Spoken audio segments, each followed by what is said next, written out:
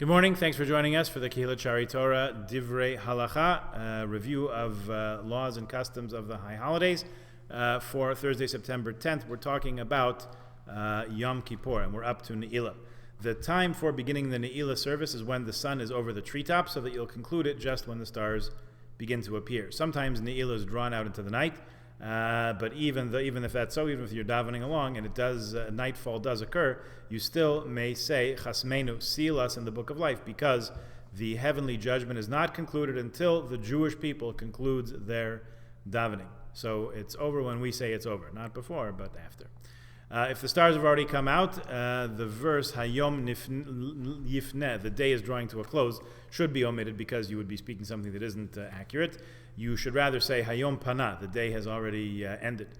Hashemesh Bo Ufana, the sun has already set. The Chazan says Birchas Kainim and Sim Shalom, even though it is already nightfall. We should abolish the custom, says Kitzur Shulchan Aruch, I don't think we have it so much anymore, of having the non-Jewish caretaker of the shul light candles for the purpose of saying the piyutim in Ne'ilah.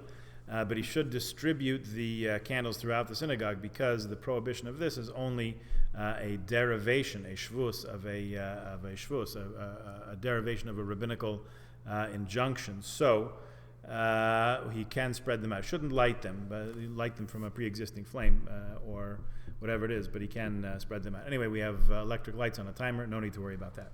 After the conclusion of Ne'ilah, even if it is Shabbat and Ne'ilah ended while it's still daytime, we still say Avinu Malkeinu.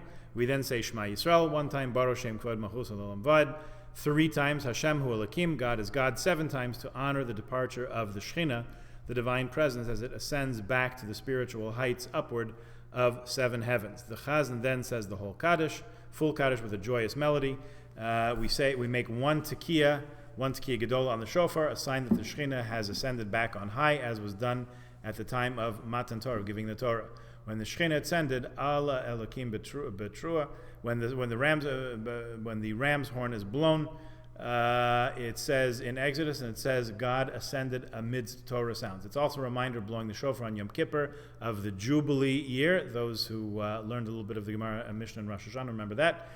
You're permitted to blow the shofar even though the stars have not yet appeared and it's still twilight, even on Shabbat. But when it's still daytime, you should not blow the shofar. After the Tekiah, everyone says L'shana haba b'Yerushalayim. After the stars come out, we daven Ma'ariv. You let a respected person to be the Chazan, and the prayers should be said slowly and with intention. Those who hurry should be scolded. We know everybody's hungry, but another couple minutes will not hurt us. In the Amida, we should say Ata Chonantana, you favored us, which we usually say at the conclusion of Shabbat or Yom Tov. If Yom Kippur occurred on Shabbos, you say Vayitin Lecha. We actually in our shul don't say it, but you don't say Vihinoam, because Yom Tov is coming up, or Va'ata Kadosh. After the prayers, Kiddush Levana is said. People exchange good wishes with one another and with a glad heart, as on a Yom Tov, and there are many people who wish each other a good Yom Tov. Okay, a little shofar for us today.